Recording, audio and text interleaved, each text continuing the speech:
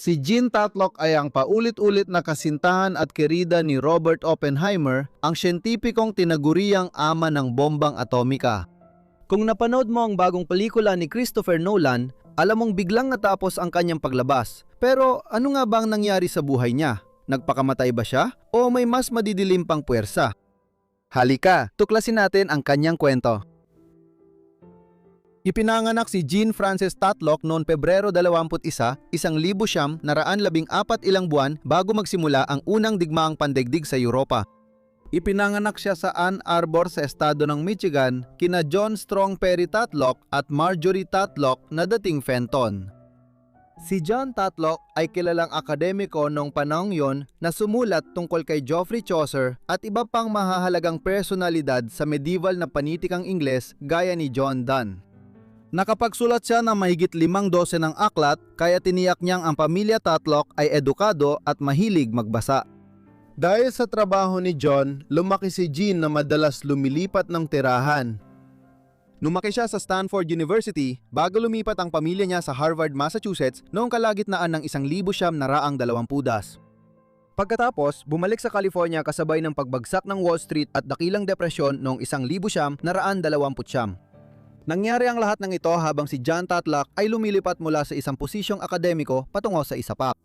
Ang krisis sa ekonomiya na umalat sa Estados Unidos ay nagtapos sa kinan ng Roaring Twenties at siyang humubog sa mga pananaw pampolitika ni Jean para sa natitirang bahagi ng kanyang buhay. Bagaman dekada 20 ay panahon ng moda, musika at kasaganaan, hindi ito perpekto dahil mataas pa rin ang krimen at maraming hindi nare-resolbang kaso. Noong unang bahagi ng dekada 30, malalim na nasangkot si Jean sa Partido Komunista ng Estados Unidos, isang partidong pampulitika na lumitaw noong dekada 19 matapos ang Rebolusyong Ruso at bunga ng pagkakahati sa kilusang sosyalista. Sa Amerika, malapit ang Partido Komunista sa kilusang paggawa at pinakamatibay ang impluwensya nito mula dekada 30 hanggang dekada 50. Habang nadaaral sa Stanford Medical School noong dekada 30, naging manunulat si Jean para sa Western Worker, pahayagan ng Communist Party. Nauna nang nagtapos ng unang degree sa Vassar College sa New York. Noong 1941 sa wakas ay nagtapos siya mula sa Stanford bilang isang psychiatrist. Sa pagdaan ng panahon, malaki ang naging epekto ng ugnayan ni Tatlock sa Communist Party. Dahil sa mga koneksyong ito, patuloy na binantayan ng gobyerno sina Robert Oppenheimer at Jean noong ikalawang digmaang pandaigdig na nakaapekto sa reputasyon ni Oppenheimer at may naging papel sa pagkamatay ni Jean. Sa Stanford, nakilala ni Jean si J. Robert Oppenheimer at nagsimula ang kanilang relasyon. Si Oppenheimer ay isa sa mga dakilang theoretical na pisiko noon. 10 taon ang tanda niya kay Jean, nakuha niya ang atensyon nito dahil sa ganda at talino. Kalaunan, sinabi ni Oppenheimer, nagsimula lang siyang magkaroon ng relasyon kay Jean noong 1936 at bihira pa rin silang magkita pagkatapos nito. Ngunit maaring hindi ito totoo. Malamang mas madalas niya nakita si Jean kaysa sa inamin niya dahil nabanggit niya ito nang tanungin siya ng Estados Unidos tungkol sa posibleng koneksyon niya sa Communist Party. Gayunpaman, palaging lihim ang kanilang relasyon. Hindi sila nagpakasal at simula huling dekada 30, mas naging seryoso si Oppenheimer kay Catherine Puning. Nakalaunan ay pinakasalan niya noong 1940. Sa kabila ng kanyang pag-aasawa, maraming tao na nakakakilala kay Oppenheimer ang nagsabi na si Jean ang babaeng pinakamalapit sa kanyang puso sa buong buhay niya. Inilalarawan si Jean bilang kanyang tunay na pag-ibig at tapat siyang nagmahal sa kanya. 2 beses nag-propose si Oppenheimer kay Tatlock pero tinanggihan niya siya sa parehong pagkakataon. Pinakasalan ni Oppenheimer si Catherine dahil buntis ito at magkalapit ang kanilang layunin sa karera. Ngunit kung iba ang nangyari, maaring si Jean ang pinili niya.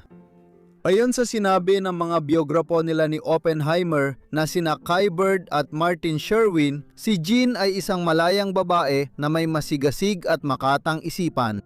Siya ang laging natatanging tao sa isang silid anuman ang sitwasyon na hindi kailanman malilimutan. Maaaring ang mga katangiang ito ang dahilan kung bakit labis na naakit si Oppenheimer sa kanya. Patuloy pa ring nakikipagkita si Jean kay Oppenheimer sa malaking bahagi ng huling dekada 30. Kasama rito ang ilang pagtitipon ng Partidong Komunista ng Estados Unidos sa California. Gayunpaman, dapat tandaan na habang nanatiling tapat na miyembro si Gene, si Oppenheimer ay hindi sumali sa partido kahit na madalas siyang makihalubilo sa mga kasapi nito. Lumabas ang simpatya niya sa sosyalismo dahil sa pagtutol niya sa nazismo at pasismo na mortal na kaaway ng komunismo at sosyalismo sa Europa. Lalo na matapos sumiklab ang digmaang sibil sa Espanya noong 1936. Amerikanong may lahing Hudyo mula Europa, natutong kamuhian ni Oppenheimer ang mga Nazi noong dekada 30. At dito malamang nag-ugat ang kanyang mga simpatyang pampulitika. Dahil sa kanyang paniniwalang pampulitika, nasangkot si Oppenheimer sa proyekto ng pamahalaan ng Estados Unidos na gumawa ng sandatang nuclear laban sa mga kapangyarihang aksis ng Alemanyang Nazi, Pasistang Italya at Imperyo ng Hapon. Si Oppenheimer ay kilala dahil sa Manhattan Project at Los Alamos Laboratory kung saan pinamunuan niya ang pagbuo ng kauna-unahang mga nuclear warhead na nagawa kailanman. Kahit bihira nang makita ni Oppenheimer si Gene matapos niyang tanggapin ang posisyon doon, makikita pa rin sa mismong proyekto ang impluwensya niya sa kanya.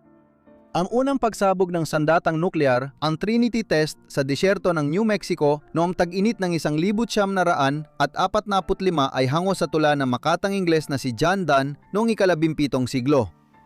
Lumawak ang kaalaman ni Oppenheimer sa tulang Europeo dahil sa relasyon niya kay Tatlak noong dekada 30. Na naging eksperto rin dahil sa hilig ng kanyang ama. Dahil dito, malawakang pinaniniwalaan na pinangalanan ni Oppenheimer itong Trinity dahil sa kanilang parehong pagmamahal ni Tatlak sa tula ni Don.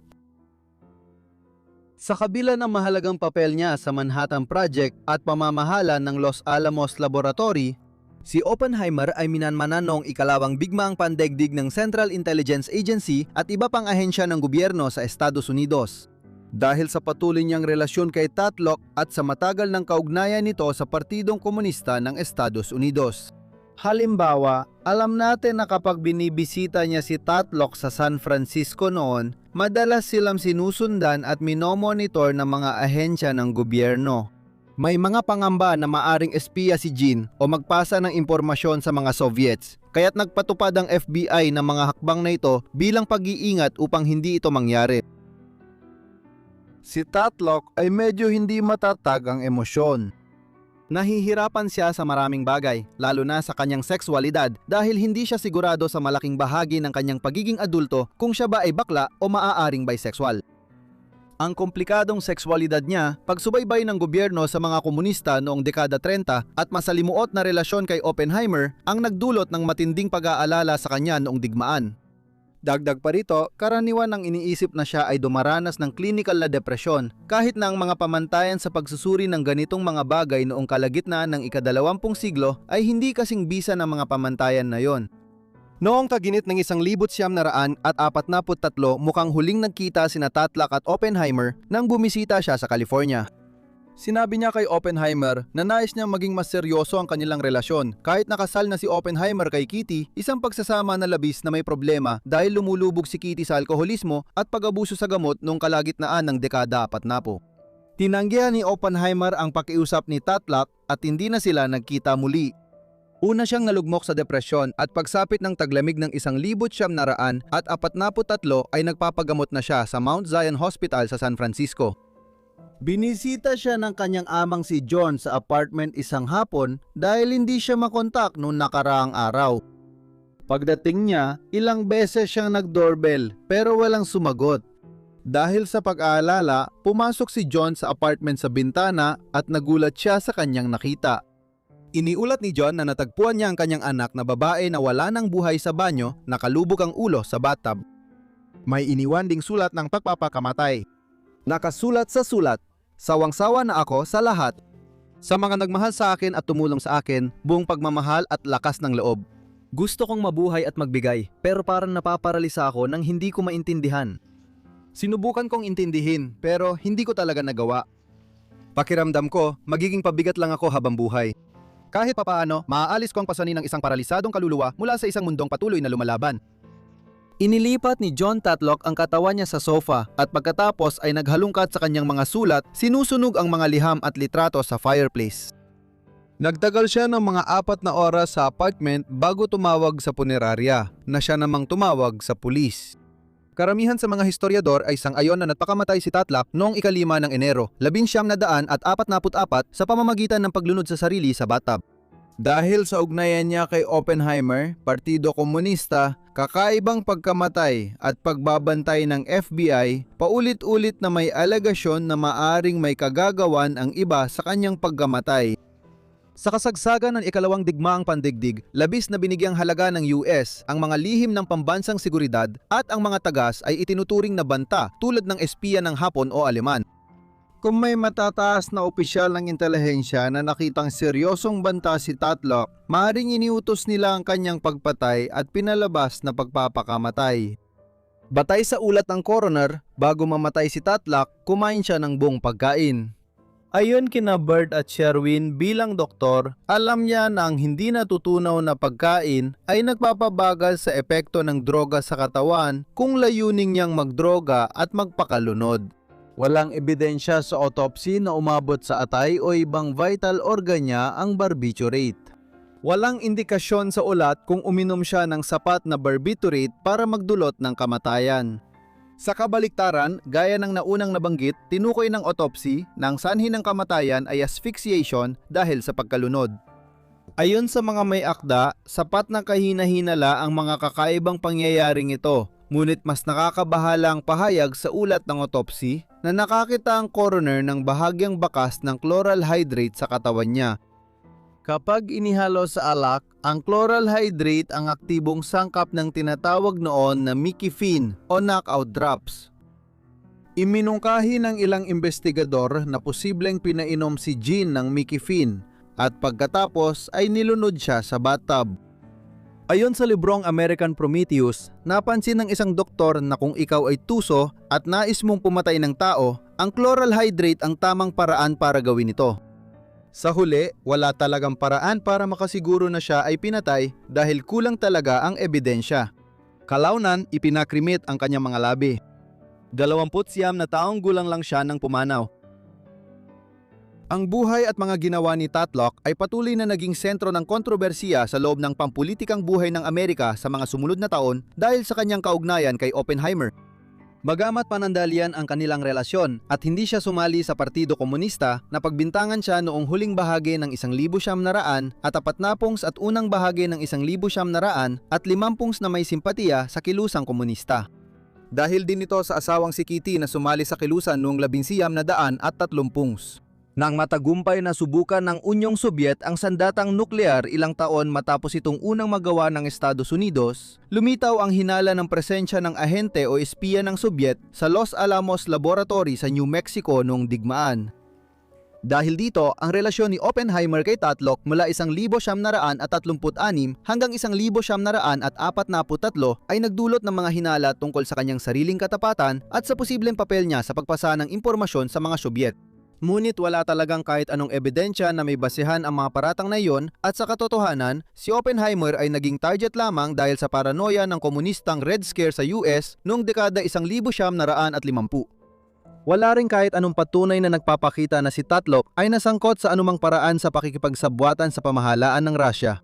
Isa siyang problemadong dalaga na may matinding simpatya sa kilusan ng manggagawa sa Amerika noong Great Depression ng 1930.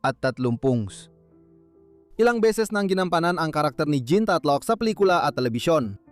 Kasama na rito ang 1980 TV miniseries na Oppenheimer, ang 1989 na pelikulang Fat Man and Little Boy, at pinakahuli si Florence Pugh sa 2023 biopic na pelikulang Oppenheimer. Maraming salamat sa inyong lahat sa panonood ng video na ito tungkol kay Jean Tatlak. Sana ay naging interesante ito para sa inyo. Kung may suhestyon, i-comment lang sa ibaba.